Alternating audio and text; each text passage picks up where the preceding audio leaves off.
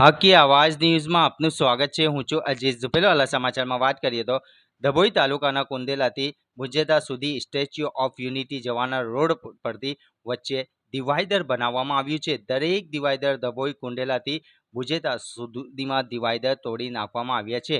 હોટલો, petrol pump અને કંપનીમાં જવાના રસ્તા પર સરળતાથી નીકળી જાય, જેને લઈને દરેક જગ્યાએ ડિવાઈડર તોડી નાખવામાં આવ્યા છે।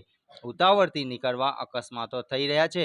સ્ટેટ હાઈવેના અધિકારીઓ, હોટલ, પેટ્રોલ પંપ અને અન્ય લોકોએ તોડેલા ડિવાઈડરનું પગલાં લેતા આ ડિવાઈડર પૂરી દેવામાં આવે તો અકસ્માત થતા બંધ થાય।